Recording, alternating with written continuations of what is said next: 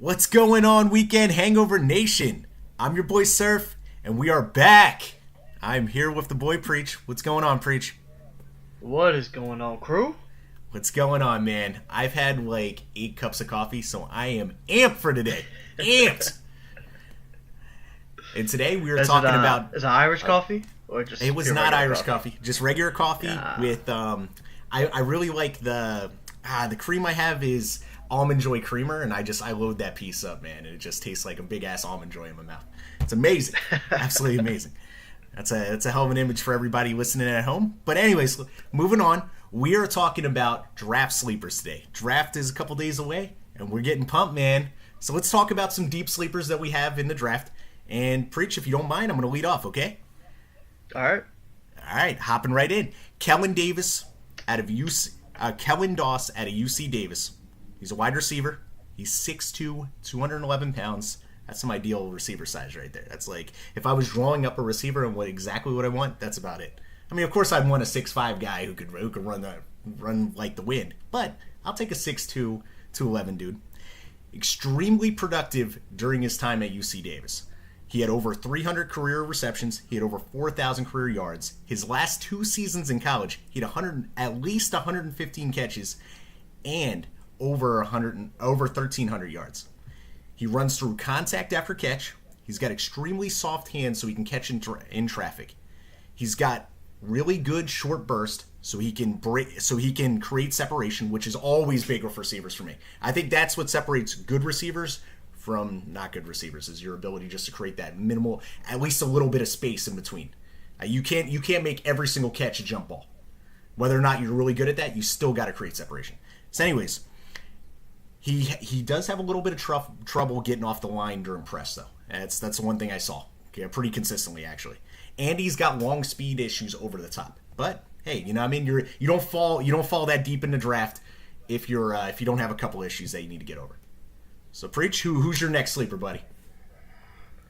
My sleeper, I know a lot of people are going to say he's not truly a sleeper, but I've looked at multiple draft boards. Nobody has him up there that high at all. So I'm going with Parrish Campbell. Nice. I don't know why he's dropping off of draft boards, besides the fact that this was his most productive year. He wasn't tremendously productive the last couple of, the first 3 years, but he had 90 catches, 1,000 yards, and 12 touchdowns. Man averaged 11.8 catch.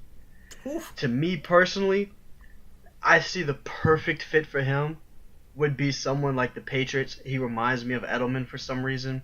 Nice. With just getting those short slants, those little short routes. And he can also be someone like a Tyreek Hill with Kansas City, which is going on with that situation. He can go fit there perfectly because, once again, he does those slant routes. He can take it over the top. He does have tremendous speed. And if you get him in the open field on a bubble screen, or he even took a couple of handoffs through the years, he's explosive. He may not have that tremendous, power that people are looking for, but he is 6'1", 208. Nice, good size too. It's not a bad size, especially for someone with that type of speed. He's got pretty decent speed, very quick movement, very quick feet. So those are the teams that I think he should go to. Me personally, That doesn't sound bad, man. Parrish Campbell, you heard it here. Weekend Hangover. Mind if I move on to the next one? Yep. Okay, I'm gonna go with tight end out of San Jose State named Josh Oliver. He's 6'5", 249, nice tight end size. He had 56 catches this past year for 709 yards and 4 touchdowns. Touchdowns aren't too impressive, but 56 catches and 709 yards for a tight end, that's putting up some numbers, man. He ran a 4.63 at the combine, which ain't bad. It's not blazing. We've seen some Vernon Davises out there. We've seen Ebron and stuff run sub 4.5s, but that's pretty fast for a tight end. He came to San Jose State as an end/crashing linebacker. San Jose State had some issues at tight end, so they had to swap positions with him. And, hey, it worked out. What I really like about him is he started out with some seriously low numbers and just steadily got better up until his senior year. He's a matchup nightmare against against linebackers when you get him one-on-one, and he can catch on all three levels. So, I mean, he can run that seam for you. He can run out routes. He can get you all kinds of first downs. One of the problems is, though, he struggles blocking against the run, which is a problem when you're not a super, what should I say, A1 talented tight end. It's hard to make a roster if you can't block. So, I see him going But that's around. something that possibly could work on. I mean, Jordan Reed, he worked on his. He was a terrible blocker, but he's worked on it. It's funny you Shannon mentioned Sharp, Jordan a Hall Reed. of Famer. I actually think he looks a lot like Jordan Reed on tape, Bridge. I think he's got a lot of short speed, and I think he's nice, man. I think he could be a matchup nightmare if somebody gives him a shot. So, okay, that's my guy, Josh Oliver. Who's your next guy, Preach? My next guy is Burt Ripken. Nice. He is of Boise State. Now, you can call me a homer because he is the nephew of Mark Ripken. But I was just about to call you Homer. Nice. But I do like what this kid has done. I think he's... Just listen to his stats for the last couple of years. He's been 4 years. 2015, he had 3,000 yards, 20 touchdowns, 8 interceptions. 2016, 3,600 yards, 24 touchdowns, 8 interceptions. 2017, got hurt. He only had 2,800 yards, 16 touchdowns, 6 interceptions. And then this year, he had 3,700, 30 touchdowns, and 7 interceptions. Nice. Not That's a huge steady interception guy. man. Exactly. He's not a 60 touchdown guy or anything like that. But he also isn't with a great squad in Boise State either. He doesn't have the tremendous weapons like most schools have, like Haskins did with Parrish. And he still has 3,000 yards. He is very consistent. Even when you see him on the field, he's a very consistent player. He knows to throw the ball away. I kind of think he's learning something from his uncle on the side, or maybe. But he doesn't make stupid mistakes. And I think teams in the NFL could use that over a flashy player. Someone like the Kansas City Chiefs can use... I mean, not Chiefs, I'm sorry. The Chargers could use that to replace Phillip. I also think he can go to the Bucks. Get rid of Jameis Winston. And I think he would fit perfectly with that air raid offense with Arians. Another team I think he can go to is sit behind Flacco with the Bucks. I mean, with the Broncos. Sit behind him for a year or two, learn behind Flacco, and come out there and put something together. Quick question for you, Preach. Would you like to see him in some burgundy and gold? I would. I absolutely would. I Nice. keep hearing my skins are gonna move up for a quarterback in the in the first round. I hope that's not true, but Okay. that's why I didn't put him to my skins. But I would like to see him.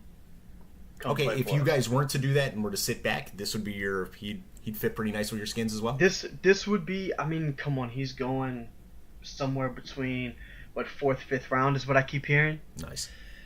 I would most definitely take that. Have him. Look what he has to sit behind if he came to us.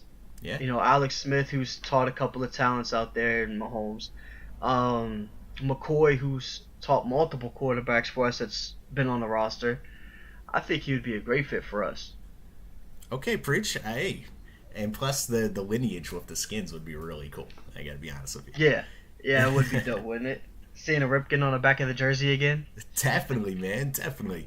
All right, so my last sleeper, at least for this podcast, is Jazz Ferguson out of Northwestern State, Louisiana. that's a mouthful right there, just saying the college. He started out his college career at LSU. He had some issues. First, getting on the field was tough for him because he only had 2 catches in 2 years. He was a 4-star recruit, so it wasn't looking like that was working out. He had a drug suspension, and he had academic struggles, which caused him to transfer down to Northwestern State, Louisiana. He's 6'5", 227, which is, to me, that's some intriguing size right there. That's some, drool-worthy size. Put on a couple pounds, he can play tight end, but he ran a 4.45 at the combine, so he can blaze. After Pretty sitting, fast speed for someone that size. that is some pretty fast speed when you're talking about somebody that size. That's some Calvin Johnson territory. Not comping the two at all. But after sitting out a year and seemingly maturing at Northwestern State, He put up some massive numbers this past season. He had 66 catches for 1,117 yards and 13 touchdowns. He was really effective against the press, and he's huge with a massive catch radius. I comp him a little bit towards Alshon Jeffries when it comes to that, because he doesn't create too much separation, because he doesn't have too much quick speed. I mean, too much of that short speed. But man, he catches with big catch radius and great ball instincts. He's an effective run blocker as well, which is, to me, that's everything if you're that size. So I really like me some Ferguson, man. I think he'll be available maybe even round 7. I mean, especially with those character concerns. But man, he could be a massive steal. If other teams, teams ain't interested in all those character issues. Exactly.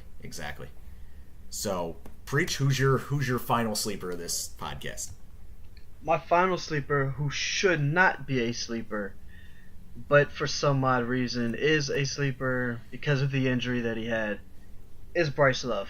I don't understand why people aren't still in love with him. I mean, he was second in the voting for the Heisman Trophy. All the kid does is run amazingly. He has quick feet. He's super fast. He has Olympic speed. I mean, what do you want else from this kid besides catching the ball? I don't think he can take an NFL pounding as being a starter. So I do think he needs to go behind a team that that has a true starter in place. Somewhere like Baltimore that has Ingram now. Another team that I could think of is in Dallas. I think he'll fit great in Dallas. Sit behind Ezekiel Elliott, give him some, breaks here and there. Now, for someone being this small, I mean, he is only 5'10", 196. He does not have a lot of production in catching. This year was his highest year with 20 catches for 99 yards. But the year before his junior year, he had 263 carries, 2,000 yards, averaged 8.1 with 19 touchdowns. It was third in the Heisman voting. If he was eligible to come out that year, he probably would have went at least in the first round. Yeah, now this year with the injury, he only had 166 carries, 700 yards. Still was averaging 4.5 a carry, which is still pretty good. It's not the 8, but it's still pretty good. Yeah. 6 touchdowns, and like I said, he caught 20 balls for 99. When you watch this kid, I think he has great vision. He has that hesitation if you need him to, waiting for that line to open up. When he hits that hole, he is gone. He still has that elusive speed. He can juke when he's at one-on-one. You get him in that open space, I don't see too many people bringing him down. You gotta come after this kid. You gotta stop him at the line of scrimmage, or he could tear you apart. Nice, Preach. Nice. Some Bryce Love coming from Weekend Hangover. I can dig it. All right, so this has been another Weekend Hangover production. And Preach, you want to say bye to the audience? All right, we'll see y'all on the next podcast, man. Which will be quite soon because we're trying to get some draft coverage in, baby. Catch y'all later. I need to stop doing that. Later, y'all.